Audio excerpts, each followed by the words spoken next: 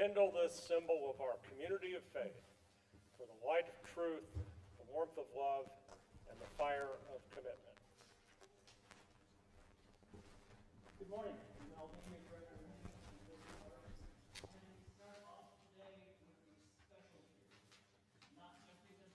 John-Marc is preaching. Mark is our worship associate. We're energetic combo with John for us. But because today we get to sing something from the new hymnal. Woo!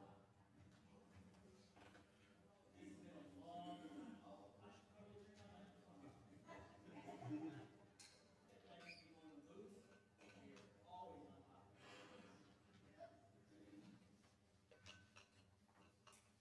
Okay, LB, Director of Music.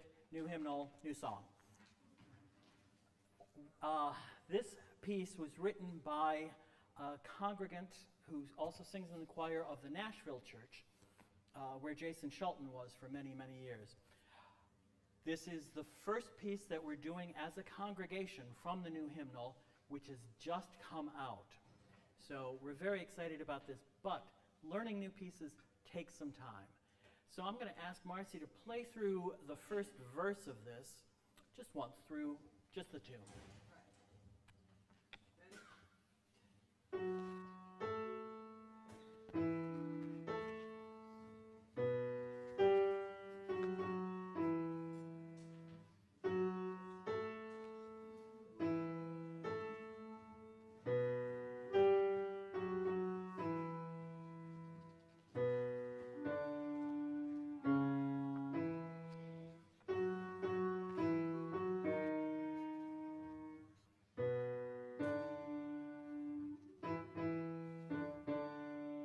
All together, do your best, be brave.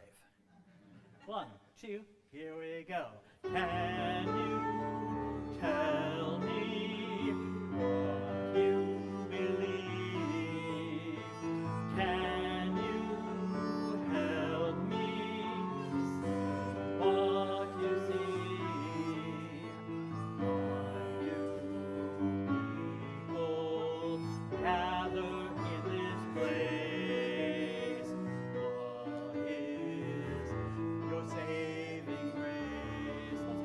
Second verse, same tune.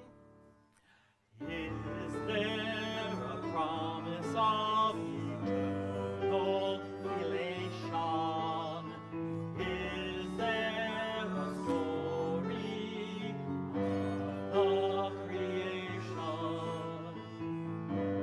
Words bring you comfort as you grieve. What you believe. Now, unlike a lot of hymns, this hymn has a chorus. So we're going to change the slide so you can read the words while Marcy plays through the tune. It's very similar to the verse, but different enough that you should probably listen to it once.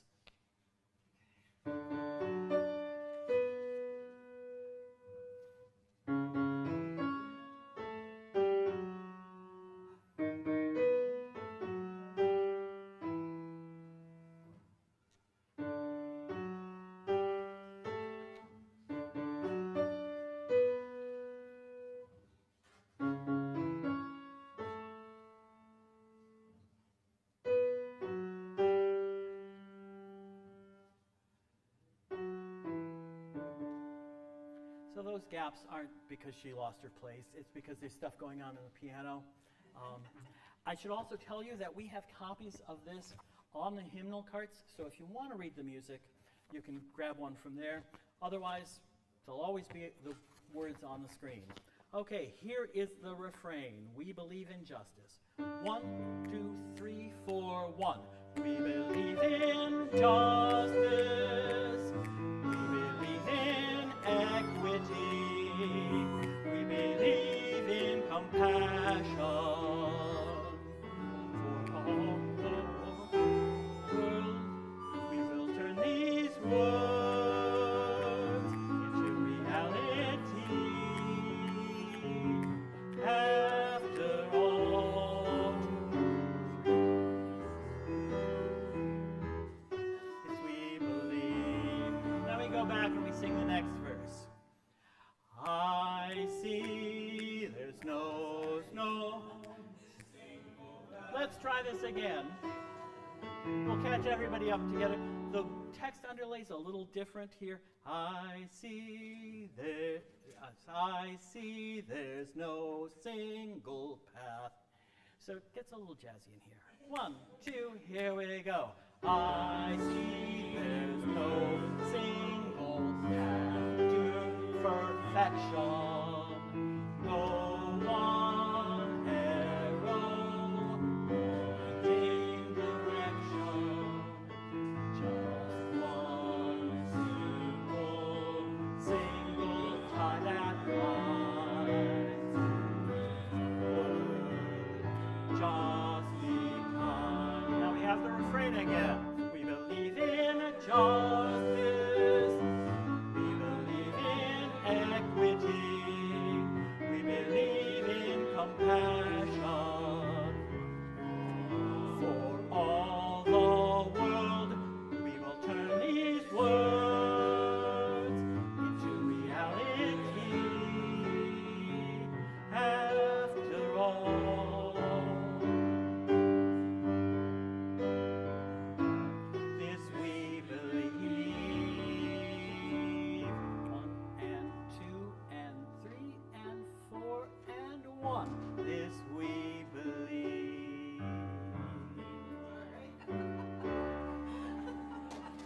Don't worry, we're going to do this enough times over the next few months that we all learn it pretty well. Thank you. Great job, Marcy. I'm proud of all of us. That was awesome. I'm excited too because new music from a new hymnal means that we get to build new ritual together as we repeat these words over and over for years to come. Well, good morning and welcome to Unitarian Universalist Church of Greater Lansing. I'm Reverend John-Marc Ormechea and I have a couple of announcements before we get started. There is a leadership meeting on Saturday, October 4th from 11:30 to, I'm not sure when it ends, probably an hour or so. Food will be provided. If you have any curiosity about leadership positions in the church, what that looks like, please feel free to come by. And then next Sunday, one of my favorite things that has occurred here is that we have our volunteer/ministry fair. So if you are not aware of what's going on in this church and you would like to be more of a part of what's going on in this church, stop by after worship and get all the information that you would like. And normally, I would give you an overview of what's to be expected in today's worship.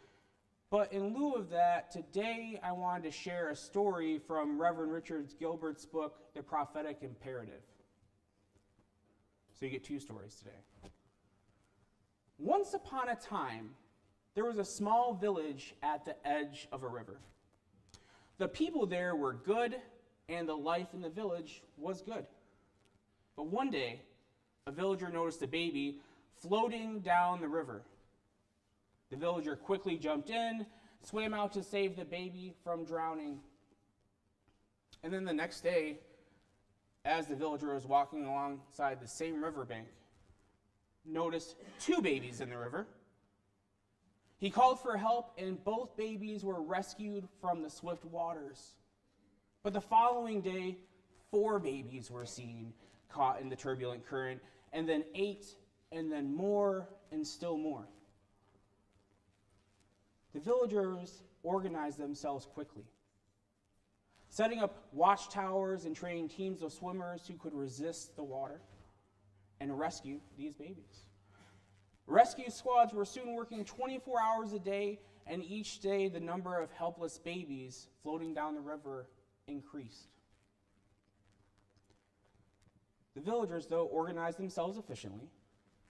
The rescue squads were not snatching many children each day, and groups were trained to give mouth-to-mouth resuscitation. Others prepared formula and provided clothing for the chilled babies. Many were involved in making clothing and knitting blankets, and still others provided foster homes and placement. While not all the babies, now very numerous, could be saved, the villagers felt they were doing well to save as many as they could each day. Indeed, the village priest blessed them in their good work, and the life in the village continued on that basis.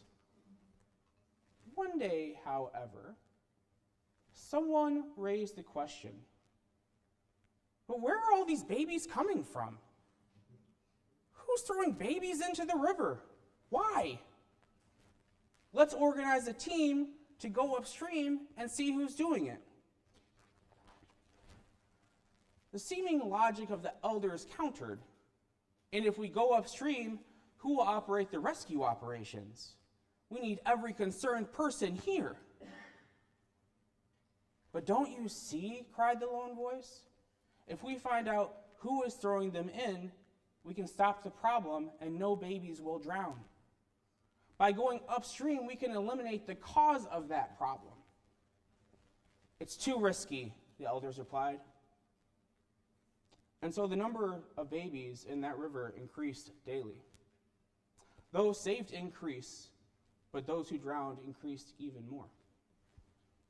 And my hope is that after worship today, we as a community will find ways to send a team upstream so that we can continue to co-create a sense of belonging both inside our church as well as outside in the greater Lansing area. But before we send that team, though, I would like to take a chance to greet one another. First, by waving to the folks on our live stream. And now taking a few moments to greet each other.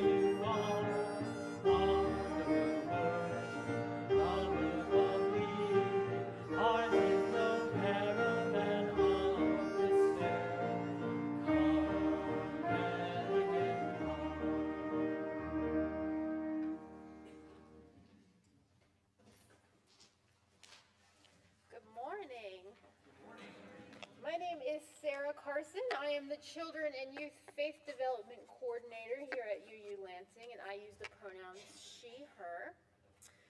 Today is the last Sunday of September, which means for the young people and the older people, this is our last week exploring our monthly theme. Does any of the children first, do we remember what theme we are exploring this month?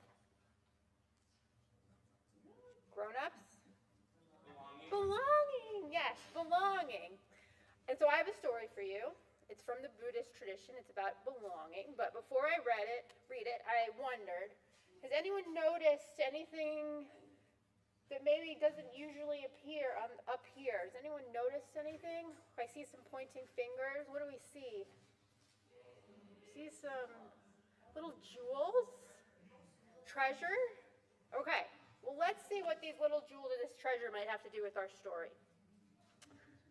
A long time ago, one quiet evening, after a long retreat, the Buddha and his students were gathered together in a peaceful garden. One of the students looked up at the stars and asked, "Teacher, what is the world really made of? What holds everything together?" The Buddha looked up at the sky, smiling gently. He was quiet for a moment, as if he were remembering something important and beautiful. Then he said, "Long ago, the great god Indra, who watches over the forces of nature, created a magical net. The net stretches out forever in all directions, like an endless spiderweb made of light and silk. At every place where the threads cross, Indra placed a shining jewel. Every single jewel is unique and special. But here's the most amazing part. Each jewel reflects every other jewel in the whole net. And inside each of those reflections, you can see all the other jewels again. It goes on forever." The student looked confused. "But teacher, I don't see that net. Where are all those jewels in the real world?" The Buddha looked kindly at him and said, "You are one of those jewels. Every person, every animal, every tree, every tiny bug, even a speck of dust floating in the sunlight is a jewel in Indra's net. And every thought you've ever had, every feeling, every joy and sorrow, every dream and idea that anyone has ever had, they're all jewels too. Each jewel holds a reflection of all the others. That means you carry a little piece of everything inside you, and everything carries a little piece of you. You are not alone or separate. You belong to everything, and everything belongs to you." The student's eyes filled with tears, and as he blinked, the stars above twinkled in his tear like a tiny jewel in the net. The Buddha looked at him with warmth and said, "That's why it matters how we treat the world around us. If everything is part of you, and you are part of everything, then when you care for even the smallest creature or plant, you're caring for the whole world and yourself." Young people, the adults are about to sing us out to our activities, but I invite you as you come toward the door to take one of the jewels. We're going to use them in our lessons today. And now adults, let's sing our youth and advisors out to their activities.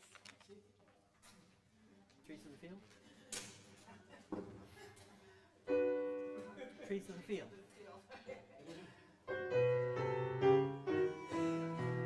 Shall go out with joy and be led forth with peace.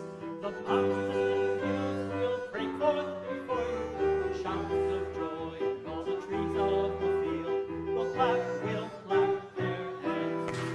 And all the trees of the field will clap their hands. The trees of the field will clap their hands. The trees of the field will clap their hands. We'll go out with joy.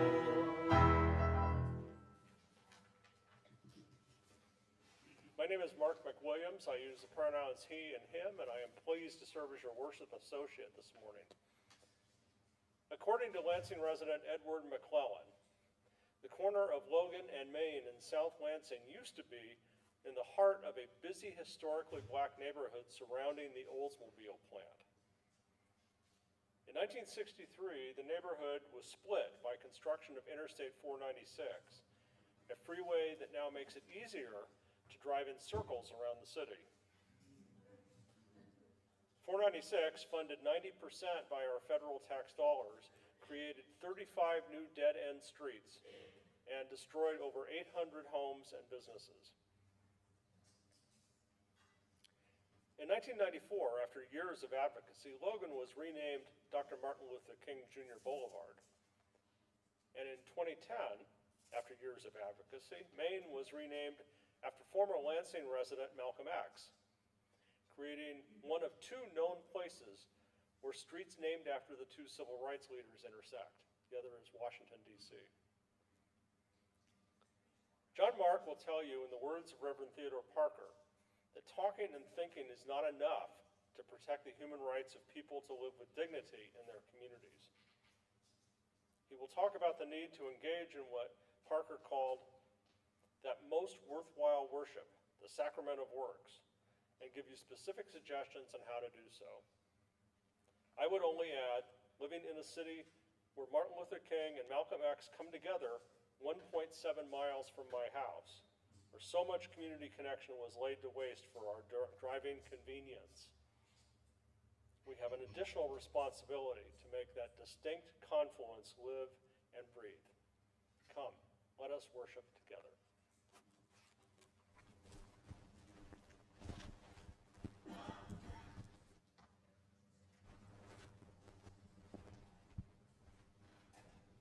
It is our custom to take a moment of silence at the end of each month to remember those among us who are mourning the death of a loved one. Let us remember in silence all in this community and beyond who have passed or are currently in bereavement.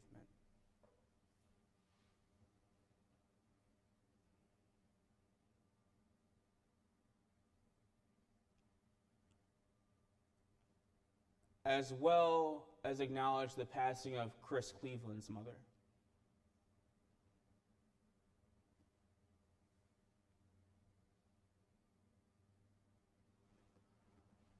I would also like to hold a few moments of silence to acknowledge the passing of a member of our church, Martha Benedict.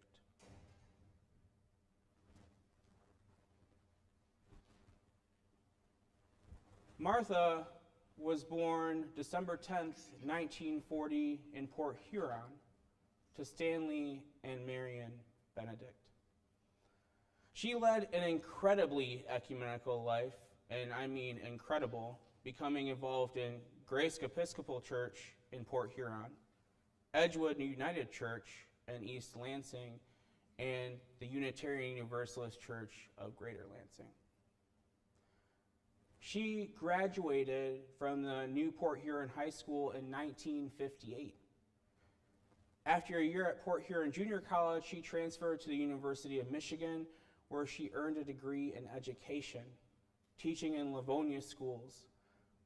She resided in Detroit and Saginaw before she and her first husband, David Fitzgerald, and her son, Daniel, moved to East Lansing. From there, she commuted to Ann Arbor and the University of Michigan, where she earned a master's of gerontology, from which she built an outstanding career in the senior adult field. Martha lived a life of ministry by sharing her talents in various ways. She became a director of senior centers in Lansing and East Lansing, as well as a teacher of senior classes at Lansing Community College. Martha began her career as a seminar coordinator and adjunct faculty at the Center for Aging Education at Lansing Community College. She would later go on to take the role of project coordinator of the Mental Health and Aging Education Consortium, a model statewide program of training for mental health and aging professionals in the state of Michigan.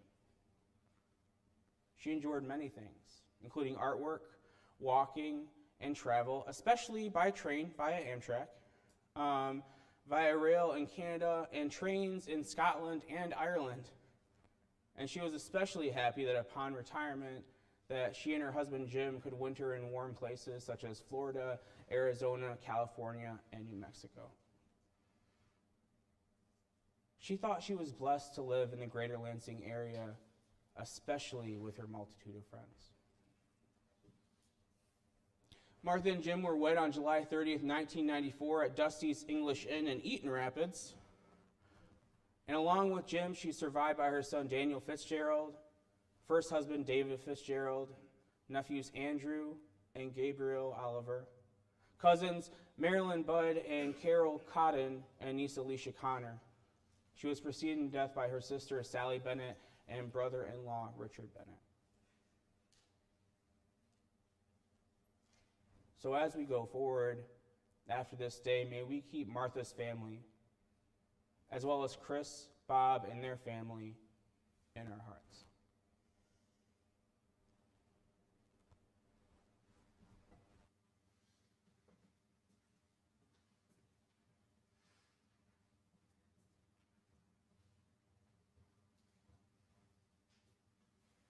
Each week it's our tradition to bring together all the moments of our lives, the joys and the sorrows, and share them by dropping touchstones in the water on each side of the chancel.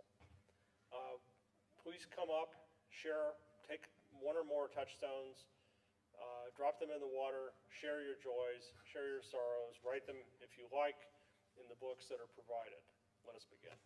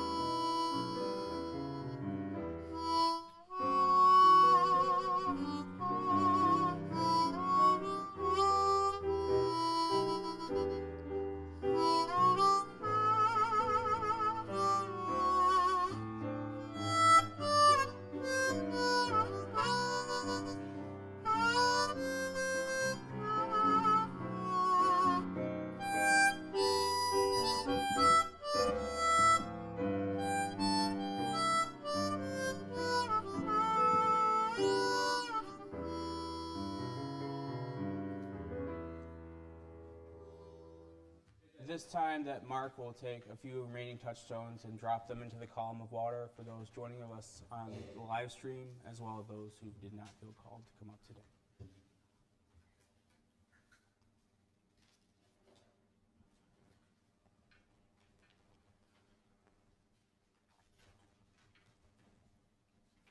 Please join me in a spirit of prayer and meditation. Today's prayer and intention is a simple one, at least in theory. That we make an honest effort to embody the shared values and principles that we profess to hold. That we honor in meaningful and tangible ways the interdependent web of all existence and acknowledge our place in it. That we truly embrace the notion that we are all sacred beings, diverse in culture, experience, and theology. That we make great strides toward justice by working to be a diverse, multicultural, beloved community where all feel welcome and can thrive. That all may thrive physically, mentally, and spiritually. That we adapt to the changing world and have our love answer the demands of a death-dealing reality. That we not only declare, but work for a world that testifies that every person is inherently worthy and has the right to flourish with dignity, love, and compassion. May this be our intention today and every day.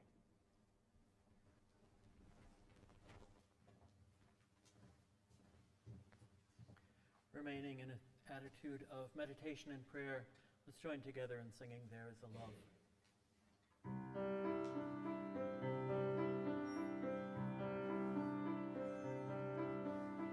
There is a love holding me. There is a love holding all that I love. There is a love holding all my rest in love.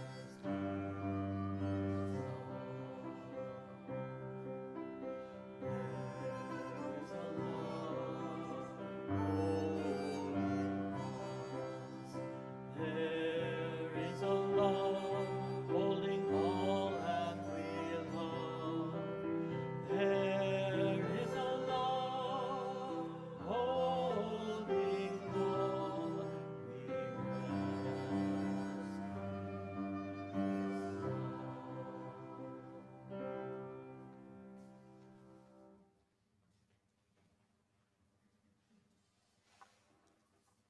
Hi. Although it feels impossible, I've been a member of this church for 16 years. In that time, I've seen a lot of change. People have come and gone. The building is different. Every single staff position has turned over, some more than once. Quite a few people have passed away. I've watched children grow up and move on, including some of my own, and I've seen people leave and come back. And if all that weren't enough change, they went and changed the principles to values. So now I could be up here talking about jet pig if I could even remember what that means. I know it's justice, equity, and then I don't know the others. I gotta look them up. With all this change, what keeps me here? What makes me want to pledge? A big part of it are the friendships I've made, the religious education my children have received, and the impact our building has in the wider community by supporting groups like RDC and Southside Kitchen.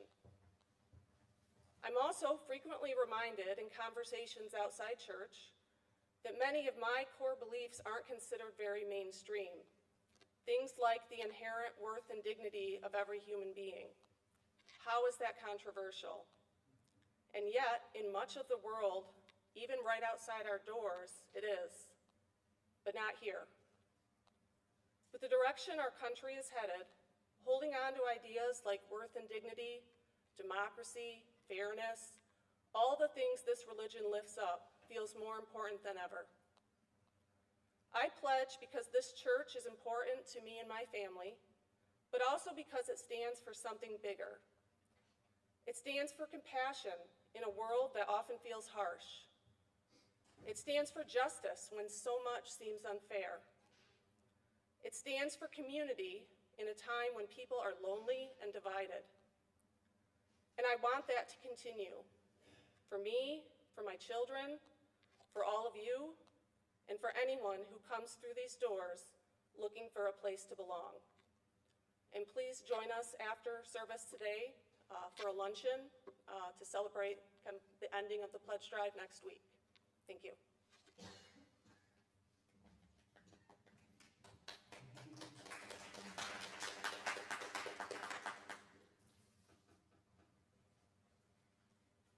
The work of our church is supported primarily by your donations, and our special plate collection helps connect us and support our neighbors to serving those in need. Our special plate collection for this month is Helping Women, Period, an organization that partners with other organizations to deliver over 1 million menstruation projects to women and girls experiencing financial distress each year. You can give this morning by scanning the QR code that appears on the screen, by going to our website, uulansing.org, and follow the instructions for giving, by mailing a check to UU Lansing at the address, or by putting cash in the baskets as they come by. All undesignated checks and cash will benefit Helping Women, Period. Let us now receive the morning offering.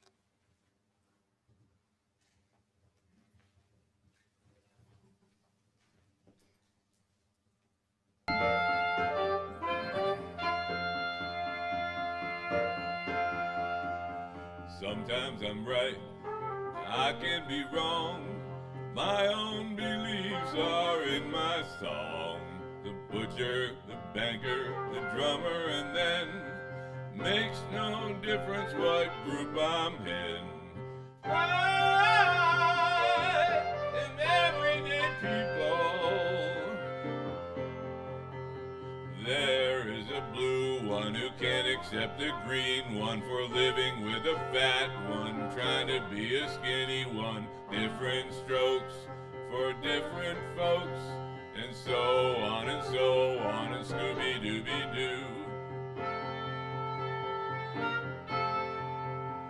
We got to live together, and no better, and neither are you. We're all the same, whatever we do. You love me, you hate me, you know me, and then you can't figure out the bag I'm in.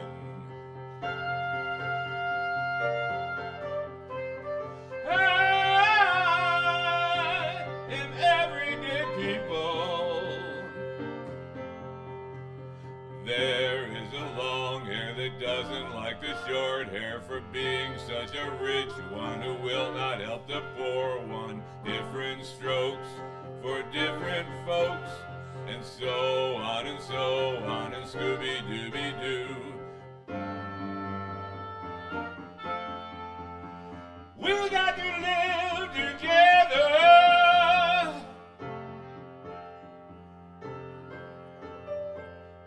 Won't accept a black one, who won't accept a red one, that won't accept a white one. Different strokes for different folks, and so on and so on, and Scooby-Dooby-Doo.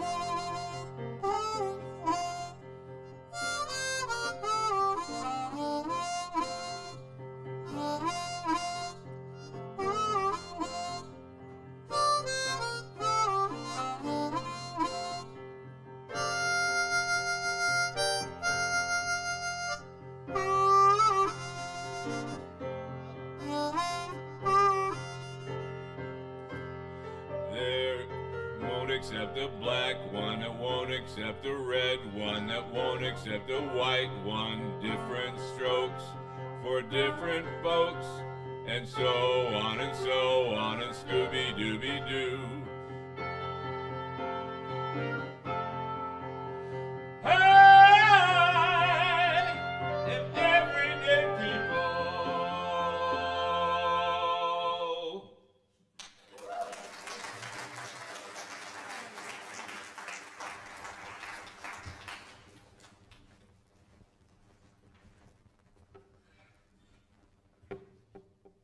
I originally wrote a different sermon for this week, but as a community and as a nation, we've had a rough few weeks, both locally, likely personally, and also communally.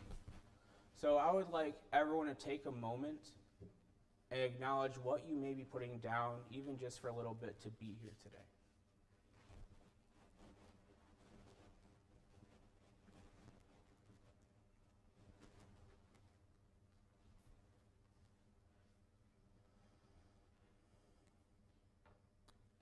As many of you know, this month's theme is about building belonging. And I can't help but think that we not only need to develop communities where everyone can feel that sense of belonging, but we need to live this act of belonging to one another more seriously. It is hard to feel a sense of belonging when the assassination of a famous conservative personality immediately led to anti-leftist and anti-trans propaganda, which rippled out to death threats against multiple Democrats in various seats of power, and increased the amount of violence, both physical and systemic, against trans folks, as well as increasing just an overall sense of growing fear that we may all be sitting with. It is hard to have a greater sense of belonging when the news media was almost entirely silent about the school shooting at Evergreen High School that took place on the same day. It is hard to imagine that many BIPOC folks feel a sense of belonging when Billie Holiday's haunting lament, Strange Fruit, is still crying out 86 years after it was released, as 21-year-old Trey Reed and 36-year-old Corey Zucadis were both found hanging from trees in Mississippi.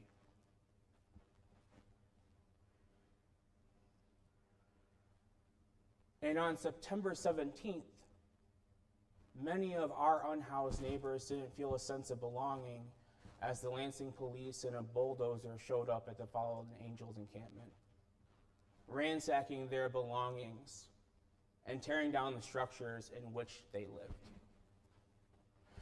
The culmination of pressure from the mayor and city attorney who filed suit against the private property owners whose property the encampment was built upon.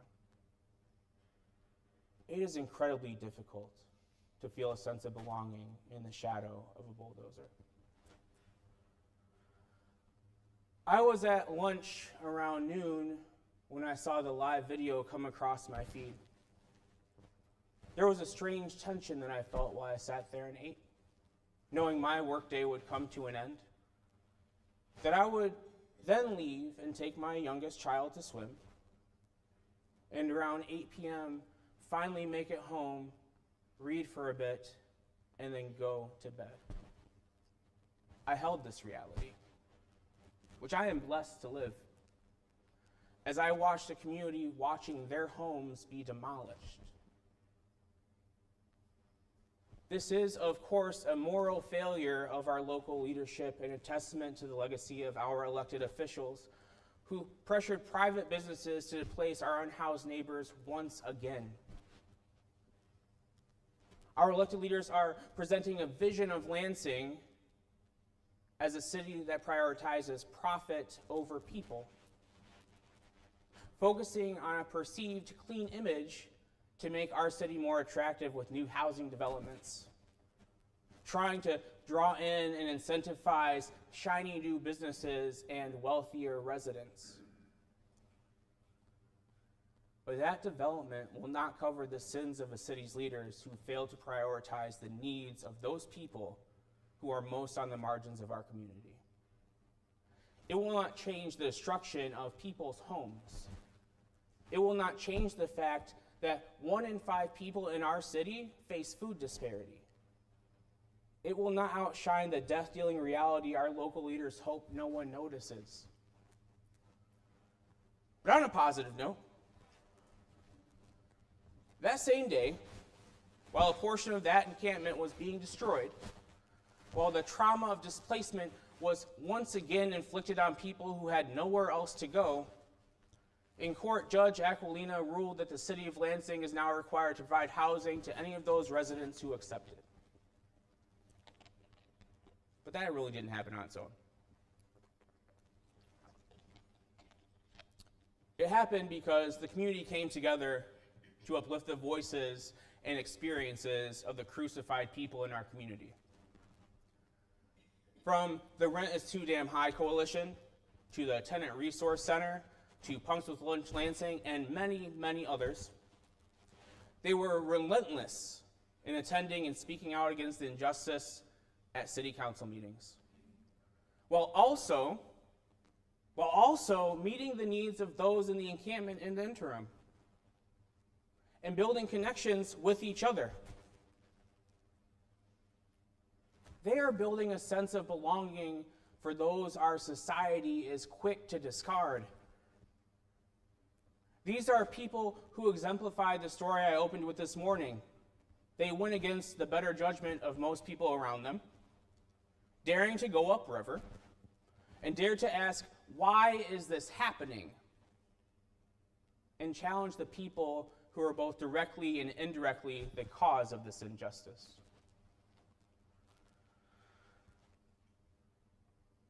Now, when I moved here in 2021, shortly before I started attending this church that October, I heard from many that our local leaders hate the poor.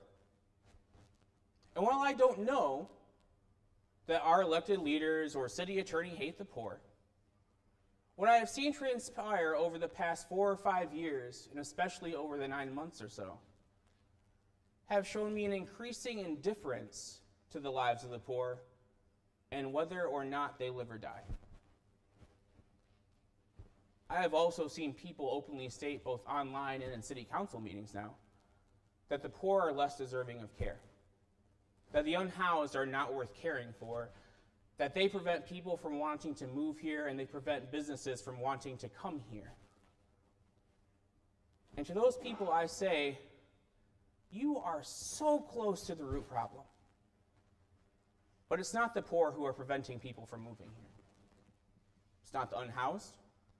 It is not the hungry. It's the systems that created and sustain the reality of death-dealing poverty in the first place. The reason it's becoming increasingly uncomfortable for many is that it's becoming more visible. It's not new. The video that I watched that day during my lunch is a symbol of the love and care that local leadership has for those of us who live in Lansing. Because many of us are just a few missed paychecks away from being in the same situation. And make no mistake, they would do the same to us. The existence of our growing unhoused population, increasing rates of food disparity, and rising costs of living is a mirror that bears witness to the inequity constantly wrought on the growing poor and ever-dwindling middle and working class. Not only in Lansing, but everywhere. So it's hard for many to feel a sense of belonging at this time, because it's hard for many to feel safe.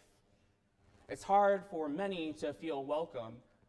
And if you have a sense of belonging in this moment, of safety, of welcome, I would like you to take time throughout the next week to compare your social location with those who are unable to feel that way.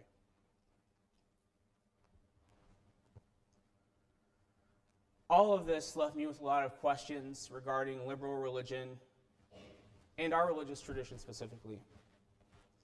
How do Unitarian Universalists who claim to hold love at the center and claim to be a part of this interconnected web of all of existence respond in this moment? How do we, as religious people, respond to the ever-growing, death-dealing reality so many are faced with just outside the doors of this church? What are we waiting for? What is preventing 70 or 80 of us from speaking truth to power at a city council meeting? We can all sign up for that. What is stopping more of us from being at school board meetings advocating for our children and grandchildren as they continue to ban books and police people's gender expression and sexuality? Where is the energy that I was told and have since read about that we brought to the civil rights movement?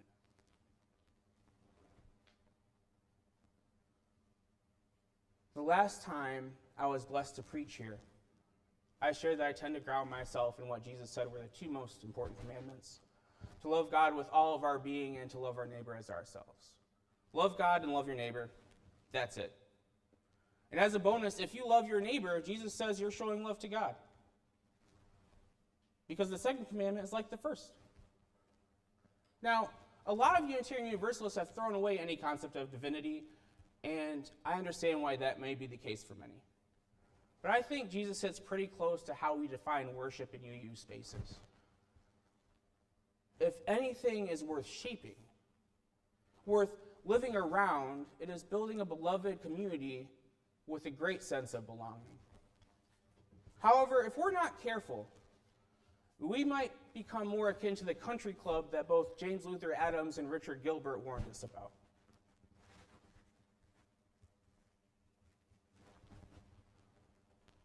Love is a word that gets thrown around a lot.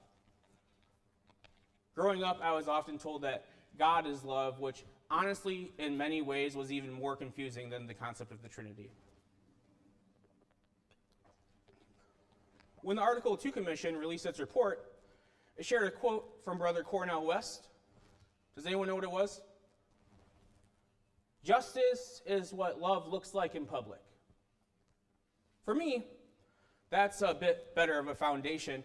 But to go even further, John Sobrino says, "The poor give love its urgency." Love is not just a commandment. It's not even the greatest commandment because Jesus said so. If love were only a commandment, it would retain an element of arbitrariness. Love, he says, is rather a conformity to the demands of reality. A conformity that is marked by urgency. He goes on to say that this sense of urgency explains the two characteristic traits of what he calls Christian love. And before that makes anyone nervous, I know it makes some of you nervous, I want to situate you in that we are talking about love defined by a Jesuit priest struggling for liberation alongside the poor in El Salvador during a civil war where over 70,000 civilians were gunned down by the local army. Not the love of a pastor at an evangelical megachurch whose existence stands in stark contrast to the poor Sobrino and others struggled alongside of. So those two characteristics of this idea of Christian love that Sobrino puts forth are its effectiveness and its gratuitousness. He says, because the purpose is to save those who have no salvation, meaning in this instance, that is, those whose material conditions are dire, a loving intention is not enough. Nor are the means history shows to be limited and inadequate. The need is for an effective love that makes use of the practical and ideological means that will make justice a reality. And because the situation of the poor is desperate, love must be gratuitous. That is, more ready to give than to receive. It must not count the cost, even if this be the surrender of life itself.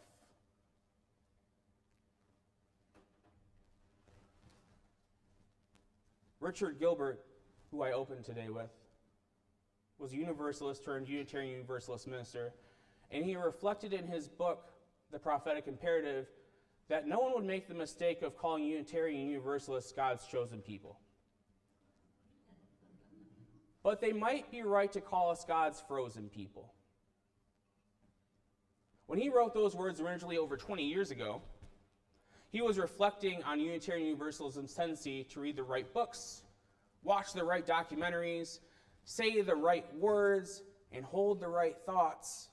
But what was often lacking in those spaces then, as well as across our tradition today, is doing something with all of that education. Theodore Parker, a Unitarian minister, saw civic responsibility as a necessary extension of our religious life. If we are to live as Unitarians, he thought, we would meddle in the state's affairs. That is, when inequity was the law of the land, it was meant to be confronted. Take, for example, the value that many of us say we hold, respect for the interdependent web of existence of which we are a part. How many of you believe that? Show of hands. How many of you profess to hold such reverence and respect for all of existence? Parker would look at us today, as he did his congregation then, and say that belief is inadequate and the most worthwhile worship is the sacrament of works.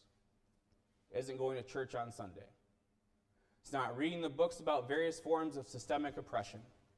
It's not attending a workshop or watching a documentary.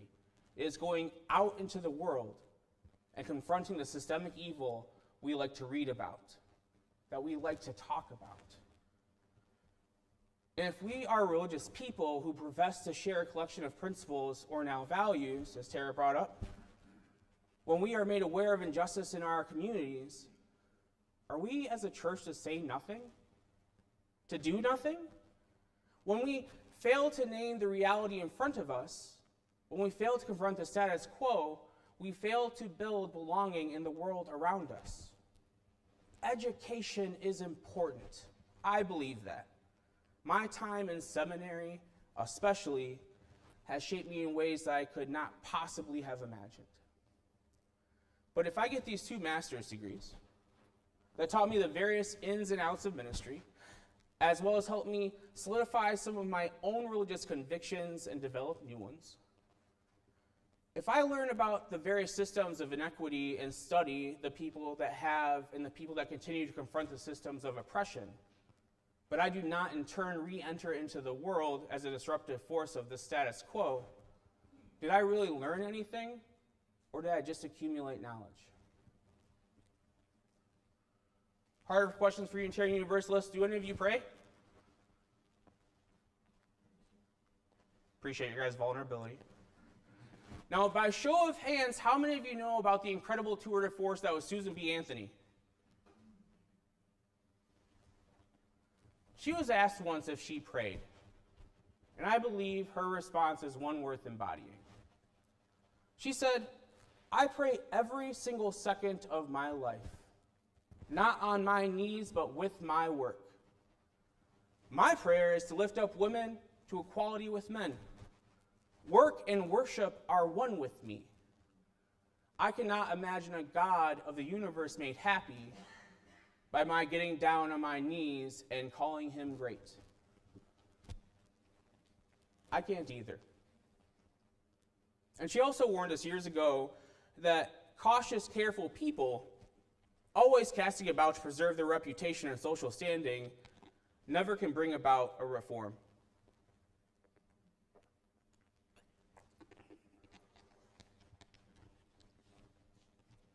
After my sermon last month, someone came up to me and, to paraphrase, said, I'm also a Unitarian Christian. What has bothered me about Unitarianism is that they often are more about intellectualizing things than challenging the status quo. And it's true.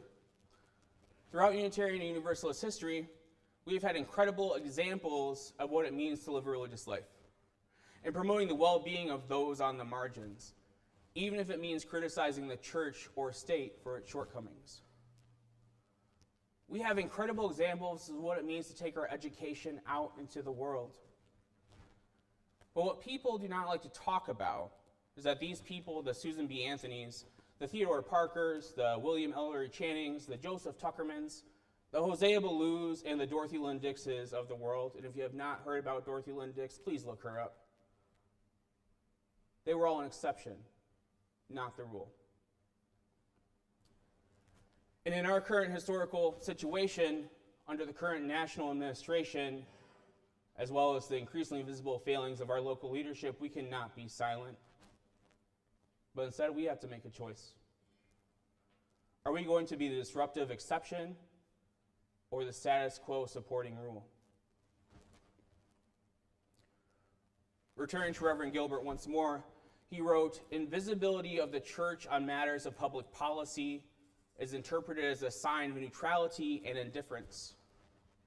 Churches need to be credible by making effort to vindicate the claims that they make.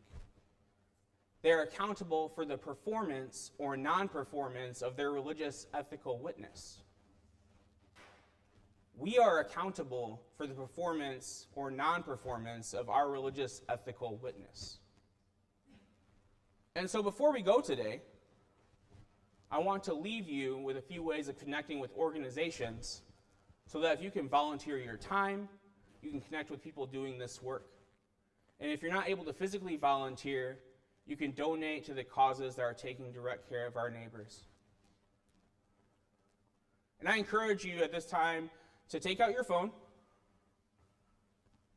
take a picture, scan a QR code, because behind me you'll see a slide, and I invite you to open them now. Multiple groups who are doing good work of building belonging in our city. The Tenant Resource Center of Mid-Michigan is a community-driven organization dedicated to keeping Lansing residents housed and helping those without housing find a place to call home. They provide tenants with the tools, knowledge, and the support that they need to navigate rental disputes, fight evictions, and assert their rights. For those searching for housing, they offer guidance, resources, and connections to help secure safe, affordable homes. Through advocacy, education, and direct action, they stand alongside tenants to challenge unjust housing practices and build a future where safe, stable housing is a right, not a privilege. If you would like to learn more about them and volunteer, you can go to trcmm.org. Punks with Lunch Lansing, which I have volunteered on and off of the past 4 or 5 years, is a grassroots harm reduction nonprofit providing a syringe service program, food, hygiene supplies, Narcan, and other vital resources to people affected by homelessness and substance use. Through direct action and mutual aid, they combat systemic barriers and foster community care.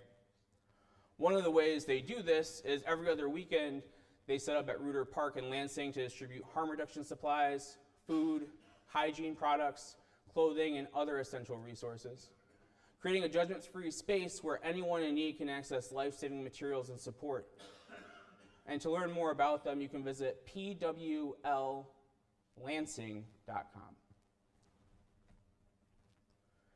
And the last one that I will suggest is the Michigan Rent is Too Damn High Coalition. They are a coalition of both renters and unhoused people from across Michigan, fighting to end the ban on rent control, for a renter's bill of rights, for social housing, and housing first for those who need it most. You can learn more and join them by going to myrentis2damnhigh.com, my with an M-I, because it's a cute play on words, right? But these 3 organizations are not the only organizations doing incredible work in Lansing. There are more, and I don't have, 50 hours for more slides. I've already kept you 6 minutes over. But look for them. If these don't appeal to you, find a place to plug in. Find a place to donate your time, money, and energy so that we can all be the answer and be co-creators of the belonging that we wish to see in this world. May it be so, and amen.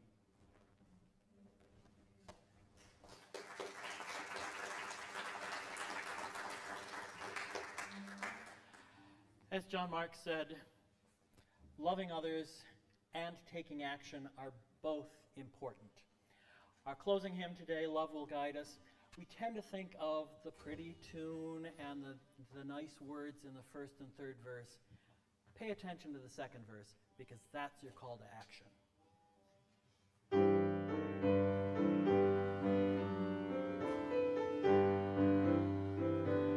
Love will guide us, peace has brought us, hope inside us will lead the way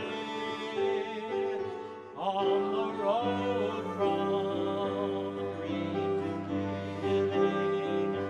Love will guide us through the hard night. If you cannot sing like angels, if you cannot speak for thousands, you can give from the deep within you. You can change the world with your love. Love will guide us, peace and guide us, hope inside us will lead the way on the road from greed to giving. Love will guide us through the hard night.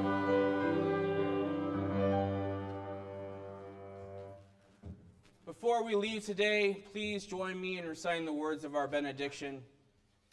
As a religious community inspired by awe and wonder, we nurture spiritual growth, connect in authentic, loving relationships, and engage in courageous work for peace and justice. Our worship is over. May our service truly begin.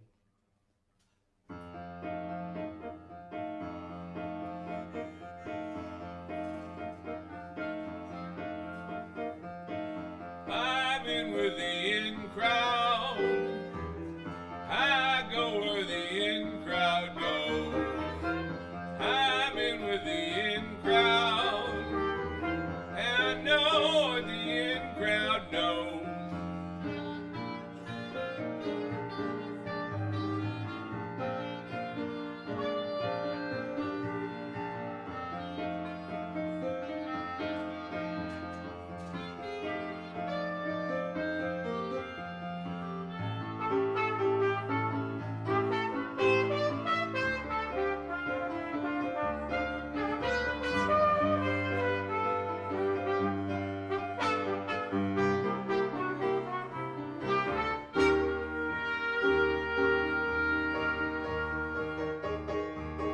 I'm in with the in crowd. I know every latest dance. When you're in with the in crowd, it's easy to find romance.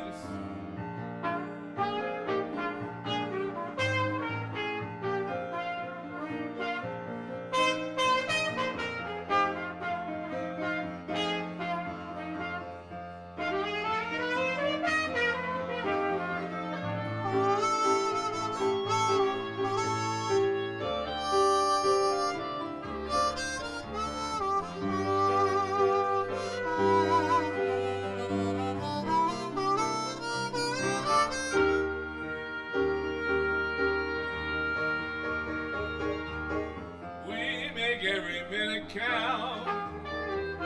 Our share is always the biggest amount.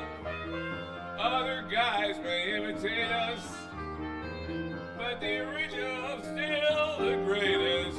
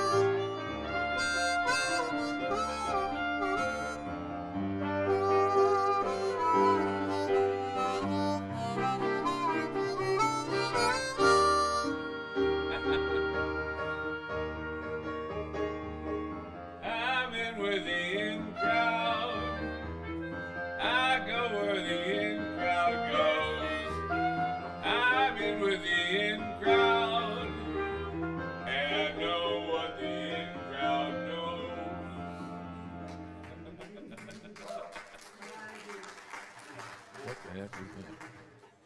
Thank you, folks.